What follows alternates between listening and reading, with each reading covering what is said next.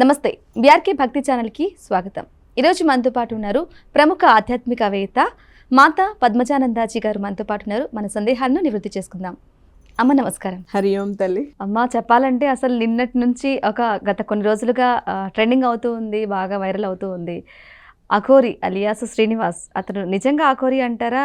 నిన్నటికి నిన్న రాత్రి కూడా తెల్లవారుజామున వర్షిణి అనే అమ్మాయిని వివాహం చేసుకున్నారు.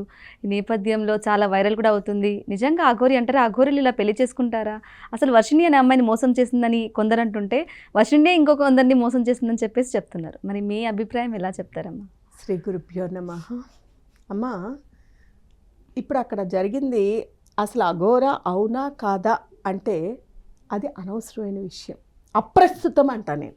అలాగే ఎందుకు అప్రస్తుతం అంటే అఘోరా కాదు అనేటువంటిది ఇప్పుడు ఒకసారి స్త్రీ అంటున్నారు, ఒకసారి పురుషుడు అంటున్నారు. అవునా? చెప్పేది వీళ్ళే. ఏమంటున్నారు? అఘోరా వాడు ఒకప్పుడు శ్రీనివాసు మగవాడు అన్నారు. ఆ మగవాడు కాస్త ఆడదైపోయింది, ఆడది కాస్త ఇప్పుడు మళ్ళీ ఇంకా మగవాడు అయిపోయాడా? అంటే ఎలాగైనా మారచ్చా? ఎలాగా మారలేరు కదా. అంటే ఇక్కడ అక్కడ నపుంసకుడు అని చెప్పాలి అసలు చెప్పాలంటే. అమ్మా అవునా? ఈ నపుంసకుడికి వివాహం ఏమిటి చేసినవాడు? ఇది ట్రెండింగ్ చేస్తూ ఈ మీడియా ఏం చేస్తోంది? హిందూ ధర్మాన్ని, హిందూ సమాజాన్ని ఏం చేయదలుచుకుంటోంది?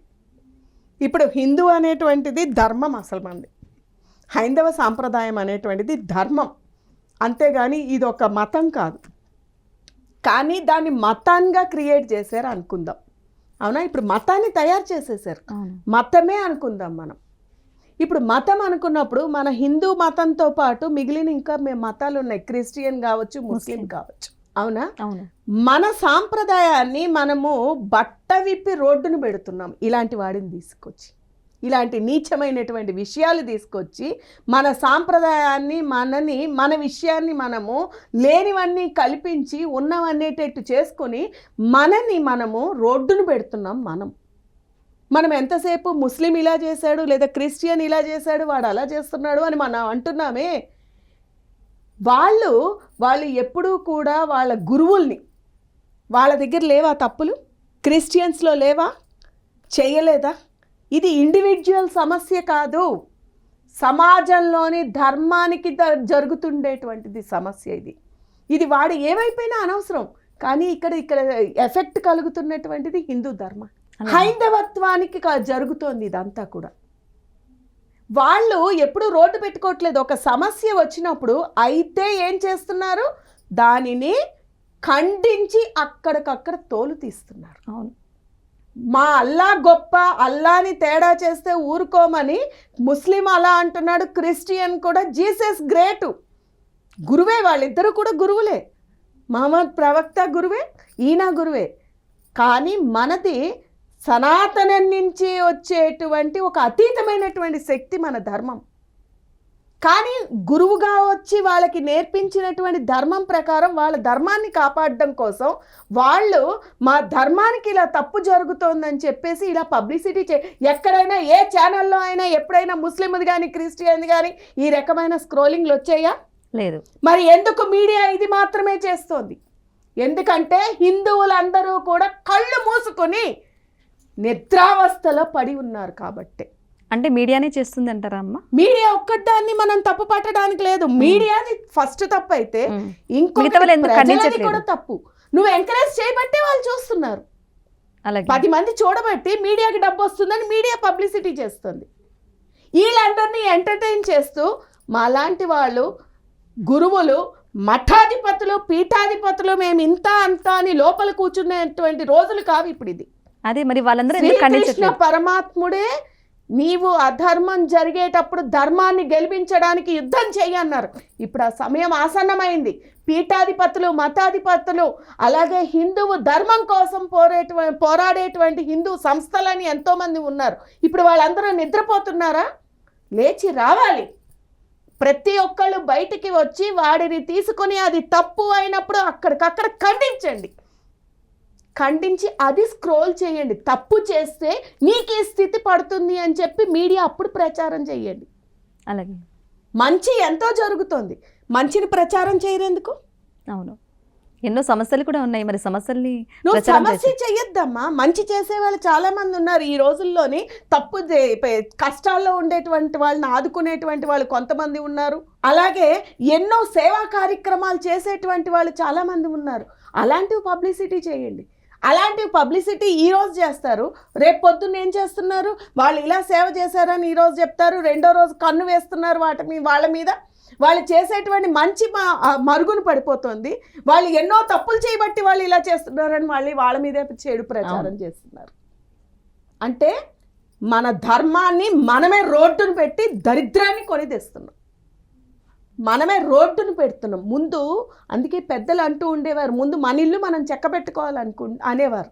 ఇప్పుడు మనది మనం చెక్క పెట్టుకోవాలి. మన దాంట్లోనే ఉన్నారు అన్ని దరిద్రాలు.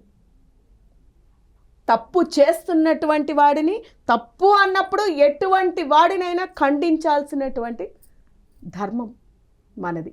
తప్పుని ఎంటర్టైన్ చేయమంటే ఎక్కడా లేదు. సనాతన ధర్మం అన్నాడు.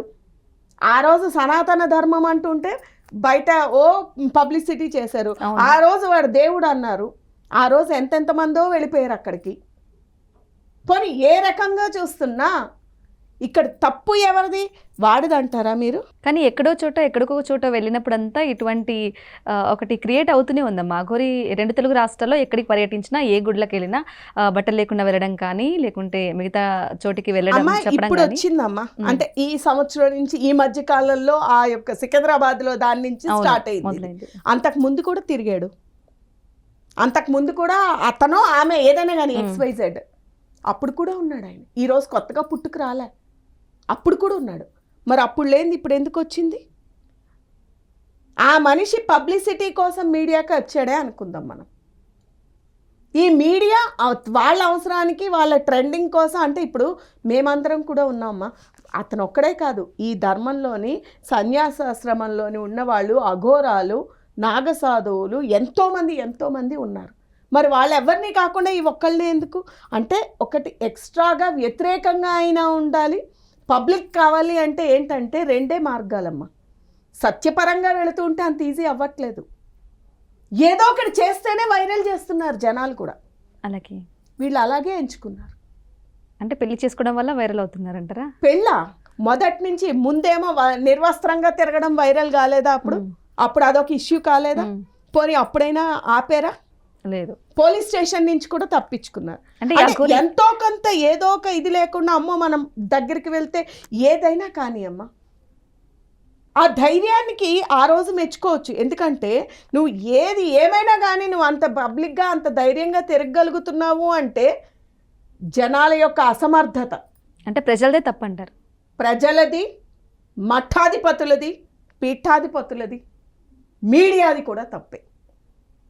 ఇటువంటిది స్క్రోల్ చెయ్యొద్దు. దీనివల్ల ఏమవుతోంది అంటే ఇంకొంచెం అధర్మం పెరుగుతోంది. అలాగే మీరు మంచి చేస్తున్నారని మీరు అనుకుంటున్నారు, తప్పుని ప్రోపగాండా చేస్తున్నారని నేను అంటా. ఇక్కడ తప్పు జరుగుతోందని అందరికీ తెలుస్తోంది. ఇప్పుడు చిన్న పిల్లవాడిని అడిగినా చెప్తాడు తప్పని. ఈ తప్పుని ప్రోపగాండా చేస్తుండే ఇది ఇలాగే వెళుతూ ఉంది అనుకోమ్మా, 10 మంది 100 ఇలాంటివి అందరూ చూస్తారు వీడియోలు. అవును. ఎందుకంటే 1కి 10 సార్లు పెట్టుకుని మరీ చూస్తారు. వాడు అందులోని ఈ మధ్యకాలం ఇది వరకట్లోని కొన్ని రోజులు క్రైమ్ స్టోరీస్ అని పెట్టేవారు, గుర్తుందా అమ్మ? అవును.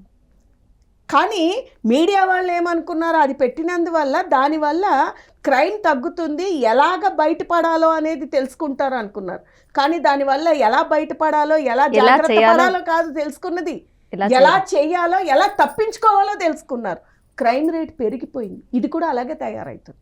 అలాగే ఇప్పుడు రావలసినటువంటిది మఠాధిపతులు, పీఠాధిపతులు ప్రతి ఒక్కళ్ళు బయటకు వచ్చి ఇలాంటి వాళ్ళని తరిమి కొట్టకపోతే ఈరోజు ఆ అఘోరా అయిపోయాడు. మొన్నటి వరకు ఇంకొకళ్ళు ఎవరో వచ్చారు, ఏదో నాగదేవత అంటూ ఇంకొకళ్ళు ఎవరో వచ్చారు. ఇటువంటి వాళ్ళు పెరిగిపోతూ ఉంటే అసలైన నిజమైనటువంటి ధర్మము, నిజమైనటువంటి అర్చకత్వంలోని, నిజమైనటువంటి సాధనలో ఉండేటువంటి వాళ్ళందరూ కూడా వాళ్ళు కూడా తప్పుడుగా చిత్రీకరించబడుతున్నారు.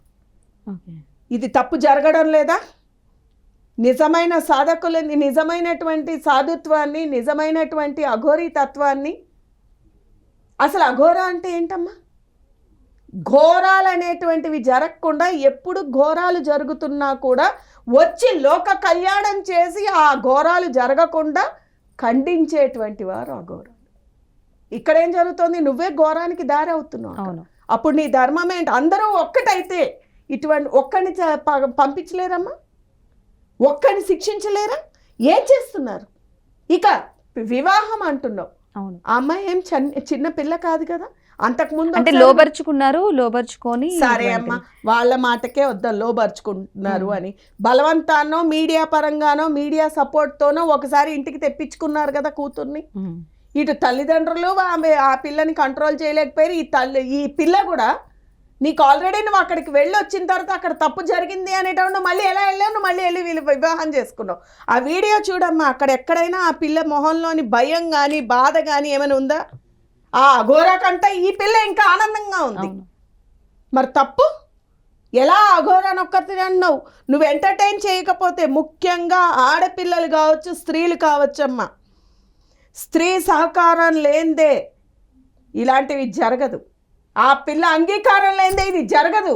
ఎందుకంటే ఆడ వాళ్ళ యొక్క శక్తి ఇంత అంతా కాదు అని ఈ పిల్ల పక్కకు తోస్తే అతను చేయగలుగుతాడా? లేదు. ఆ శ్రీనివాస్ ఒక్కడక్కడ పోనీ నీకు అక్కడ బలవత్తరంగా ఒక 10 మంది ఉన్నారు, నిన్నేమి ఇది చేయలేకపోతున్నారు అనేది కాదే. నువ్వు తాళి కట్టేటప్పుడైనా నీకు మీడియానే అక్కడ ఉన్నప్పుడు నువ్వు ఎట్లా నా మెళ్ళ తాళి కడతావురా? అసలు తాడంటే ఏంటి అనుకుంటున్నావు? అదేమైనా ఉరితాడు, ఏదైనా తాడంటే నీకు అంత సులువుగా ఉందా? వివాహం అంటే నీకు అంత ఉందా అని దీనివల్ల మన వివాహ వ్యవస్థని భ్రష్టు పట్టిస్తున్నారు. వివాహ వ్యవస్థ అనేటువంటిది చాలా గొప్పది సమాజంలో, కానీ వివాహ వ్యవస్థ దెబ్బతింటోంది. అయితే అమ్మ, వర్షినికే కాదు, గతంలో కూడా అంటే వేరే అమ్మాయి కూడా రీసెంట్గా రాధిక అనే అమ్మాయి కూడా బయటకు రావడం జరిగింది, మీడియాకి చెప్పడం జరిగింది. నా దగ్గర 9 లక్షలు తీసుకొని పూజ చేశారు ఆ కొడురు, మరి కొంతమంది అమ్మాయిలని ఇలా మోసం చేయకుండా పెళ్లి చేసుకోకుండా ఉండాలని చెప్పేసి నేను బయటకు వస్తున్నాను చెప్పడం జరిగింది. అంటే ఏంటి ఇంతవరకు, అంటే ఎంతమంది అమ్మాయిలతో ఆడుకుంటున్నారు?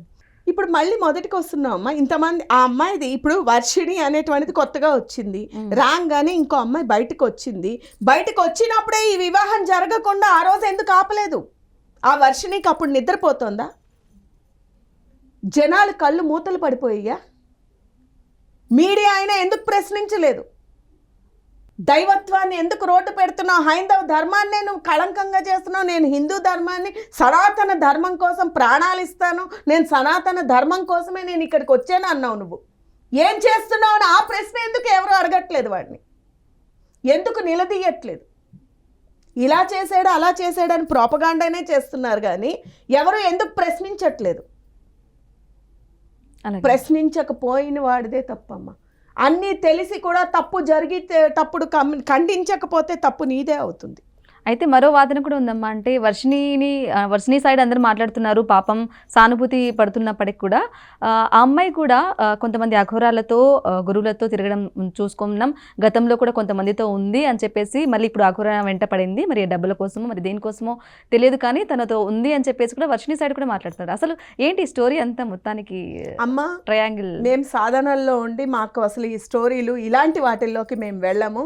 కాకపోతే ఒక్కటి మాత్రం వాస్తవం, ఇలాంటి వాటి వల్ల ఏమవుతుందంటే, ఇలాంటివి ఖండించకపోవడం వల్ల ఏమవుతుందంటే స్త్రీ తత్వానికి దెబ్బ పడుతుంది, వివాహ వ్యవస్థకి దెబ్బ పడుతుంది. ఇలాంటి వాళ్ళని ఎంకరేజ్ చేయడం వల్ల ఇప్పుడు ఆ అమ్మాయి ఎంతోమందిని తేడా చేసి ఎంతోమంది దగ్గరికి వెళ్ళింది, ఎంతోమందిని ఇది చేసిందని చెప్తున్నారు మీరే. మరి అలా చేసిన దాన్ని ఎందుకు ఎంటర్టైన్ చేస్తున్నారు? స్త్రీకి అగౌరవం రాదా? ఒక్కళ్ళ వల్ల, అలాంటి వాళ్ళ వల్ల మొత్తం స్త్రీ జాతికి చెడ్డ పేరు వస్తుంది. స్త్రీలంతా ఇంతే కదా అని అది ఖండించాల్సినటువంటి బాధ్యత కూడా మనదే. ఏ రకంగా చూసినా అక్కడ కంప్లీట్గా తప్పు జరుగుతోంది కాబట్టి తక్షణమే అది ఈ డిస్ప్లేలు చేయడం కాదు, అందరూ ముందుకి వచ్చి వాడిని అక్కడికక్కడ అంటే ఫైనల్గా ఖండించాలని చెప్తున్నారు. ఖండించడమే కాదు, శిక్ష కూడా వేయాలి. మళ్ళీ ఇటువంటి సాహసం మన హిందూ ధర్మంలో ఇలాంటి జరగకుండా ఉండాలంటే తక్షణమే కొంతమంది పీఠాధిపతులు ఉన్నారు, కొంతమంది మహానుభావులు ఉన్నారు. మన గుళ్ళు కానీ ఏదైనా జరిగేటప్పుడు మన శివస్వామి లాంటి వాళ్ళు, శ్రీనివాసానంద సరస్వతి లాంటి వాళ్ళు, వీళ్ళందరూ జిఆర్ స్వామి వారు, వీళ్ళందరూ ఉన్నారు కదా పెద్ద పెద్ద వాళ్ళు. ఇప్పుడు మాలాంటి వాళ్ళం మేమేమైనా చెప్పాము అంటే మీరు ఇంకా మా దాంట్లో కూడా ఇంకా వాళ్ళు పెద్ద వీళ్ళు చిన్న అనేటువంటి స్థితికి వచ్చింది. సో అలాంటి వాళ్ళు ముందుకు రావాలి. ఆయన ఎక్కడ గుడిలో అన్యాయం జరుగుతున్నా వాళ్ళు వస్తారు, అక్కడ ఖండిస్తున్నారు. మరి ఇది ఎందుకు ఖండించట్లేదు, ముందుకెందుకు బయటికి రావట్లేదు? 10 మంది స్వాములు 10 మంది అందరూ కలిసి వచ్చి వాడిని అడ్డుకోలేరా?